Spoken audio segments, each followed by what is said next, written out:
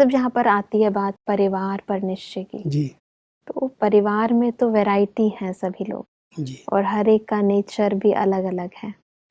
परिवार में निश्चय से क्या तात्पर्य है? ईश्वरीय परिवार जो परमात्मा के घर में आए बच्चे बने, उनकी श्रीमत पर चल रहे हैं। हर आत्मा में कोई न कोई विशेषता है और उस विशेषता को परमात्मा ने उन कार्य में लगाया है, समझ करके लगाया है। जी। अगर हम सभी भी उसी दृष्टिकोण से एक दूसरे को देखते हैं तो आपसी स्नेह बना रहता है। कई बार हमारे देखने का नजरिया बदल जाता है परिवार में। हमको गलतियां ही हर एक की दिखाई देने लगती हैं और जब गलतियां देखते हैं तो परिवार मेरा परिवार है, हम एक परिवार के हैं। क्योंकि जब हम कहते हैं हमारे माता पिता एक हैं, शरीर के माता पिता को तो हम छोड़ दिए, छूट गए। एक शरीर को पालना दिया, जन्म दिया। दूसरा अलौकिक पिता मिला, प्रजापिता ब्रह्मा, धर्म का पिता, जिसने हमको इस मर्जीवा जीवन के अंदर लाया। और तीसरा हम आत्माओं का पिता है, निराकार। और उस निराकार के द्वारा जब साकार में पाठ चला प्रजापिता ब्रह्मा बाबा के द्वारा, तो वो जो बच्चे बने ब्रह्मा कुमार, ब्रह्मा कुमारी, सभी बच्चे, चाहे वो परिवार में रहते हैं चाहे अपने प्रवृत्ति में रहते हैं, लेकिन अगर ये स्मृति रहती है कि हम सब अलौकिक रूप में आपस में ब्रह्मा बाबा के बच्चे भाई बहन हैं, शिव बाबा के बच्चे आत्मा रूप में भाई भाई हैं। हाँ जी। तो ये स्मृति भाई बहन, भाई भाई, माता पिता, बाप और दादा, यही हमारा छोटा सा परिवार है। और ये परिवार अगर हमारा अपना है तो उसके साथ स्नेह रखना, सहयोगी बन करके रहना, एक दूसरे की विशेषताएं देखना, उस तरह से उनके साथ व्यवहार में आना, तब वो परिवार अपना लगता है। परिवार की दो विशेषताएं होती हैं। अगर परिवार में एक बच्चा कोई गलती करता है जी, बाहर गया खेलने के लिए, कुछ मारपीट करके आ गया, कोई गलत काम करके आया, अगर वो सच्चा मम्मी को आके सुनाता है कि मम्मी मेरे से ऐसा ऐसा हो गया, तो वो उस बात को इतना समाती है, कोई बात नहीं, तुम ये बात जो हुई है ना, अपने पिताजी को भी नहीं बताना, मुझे बता दी, तुम भूल जा। माना परिवार माना जिसमें समाने की शक्ति है, परिवार माना जिसमें सहन करने की शक्ति है। अगर ये दो विशेषताएं नहीं हैं जी, तो परिवार में निश्चय नहीं है। आपकी कमी हमने देखी और हमने 5 लोगों को बता दी जाके कि इसमें ये कमी है, इसमें ये कमी है, इसमें ये कमी है। आपकी भावनाएं हमसे टूट गई, हम भाई बहन के रिश्ते में रह ही नहीं सकते।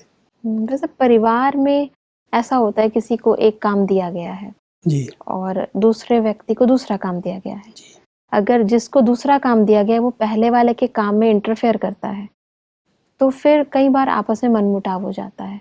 तो ऐसे में और कई बार ये भी झगड़ा हो जाता है कि ये तुम्हारा काम है, ये मेरा काम है। जहाँ तक मैंने अनुभव किया है, जी, हम लोगों की आपसी वार्तालाप में दूरियां, हम आपस में एक दूसरे को समझ नहीं रहे हैं, एक दूसरे से बात नहीं कर रहे हैं जी, और कुछ समय हम दूरी बना लेते हैं तो दूरियां बढ़ती जाती। इसलिए बीच बीच में हमारी दादी जी की एक बहुत अच्छी हैंडलिंग थी, हैंडलिंग ही कहेंगे। हाँ जी, परिवार को एक रखने के लिए वो हर एक को सम्मान भी देती थी और संगठित करके बीच बीच में मीटिंग के रूप में सबकी राय लेती थी। और राय लेने के कारण कोई कमी कमजोरी कहीं होती थी तो उसी मीटिंग के बीच में सबकी बातें बाहर आती थी। आज हम परिवार के बीच में चल रहे हैं, हाँ जी, मास हो गया, 2 मास हो गया, 3 मास हो गया, आपस में कभी लेन देन नहीं की, क्या कमी है, क्या होना चाहिए, क्या नहीं होना चाहिए।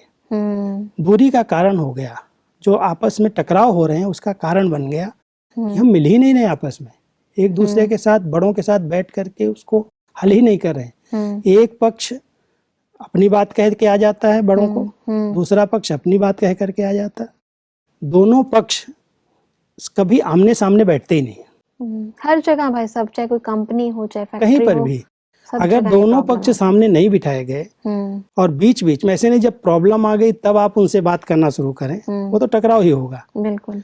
जब ठीक चल रहा है उस समय भी उनके साथ मिलना, उस कारोबार को देखना, उनसे पूछना, उन्हें स्पेशल खातिरी करना। दादी जी जब बुलाती थी, मीटिंग करती थी, जी। कोई भी कार्यक्रम हो, हाँ जी। कॉन्फ्रेंस करनी हो, कोई वीआईपी आने वाले हों, कोई सेवा का नया प्रोग्राम बनाना हो, अकेले कभी निर्णय नहीं लेती थी। सब डिपार्टमेंट के जो मुख्य हैं उनको बुलाओ, 10, 20, 15 जो भी हैं उनको सबको बिठाते थे, उनकी पिकनिक होती थी, उन सब से राय लेती थी। और अगर 2 लोग भी उसमें अपनी मत नहीं ठीक देते, कहते नहीं दादी ऐसे नहीं हो सकता, ऐसे हो, तो दादी कहती अभी रुको, अभी भी इस सेवा के कार्य में विघ्न है। जब तक सबके विचार एक नहीं होते तब तक उस कार्य को दादी आगे नहीं बढ़ाती थी। बहुत बढ़िया। क्योंकि एक विचार होने चाहिए परिवार में, तब वो कार्य में सफलता मिलेगी। बिल्कुल बिल्कुल। इस समय की जो वर्तमान प्रॉब्लम्स हैं, आती हैं संगठन में, उसका कारण है हम संगठित होकर के एक दूसरे के समीप नहीं आते, एक दूसरे की विशेषताओं के बारे में वर्णन नहीं करते, और ज्ञान योग की चर्चा के लिए भी इकट्ठा होना चाहिए। बहुत अच्छा। अगर ज्ञान योग की चर्चा भी नहीं करेंगे, बाबा की श्रीमत क्या है, परमात्मा हमसे क्या चाहता है, तो उस पर हमारा ध्यान न होने के कारण टकराव की स्थिति परिवार में बन रही है।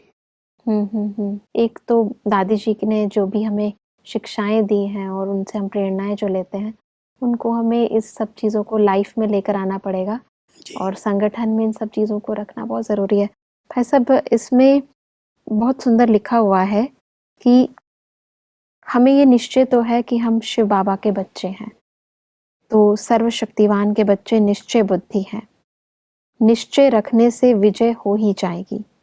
और इसमें ये भी लिखा है कि निश्चय रखेंगे कि हमको करना ही है तो कर्म भी वैसा ही होगा, और अगर ख्याल रखेंगे कि अच्छा देखेंगे करेंगे तो कर्म भी ढीला ही चलेगा। मतलब अगर पेंडिंग रहे कि देखेंगे करेंगे तो आपका कर्म ढीला चलेगा।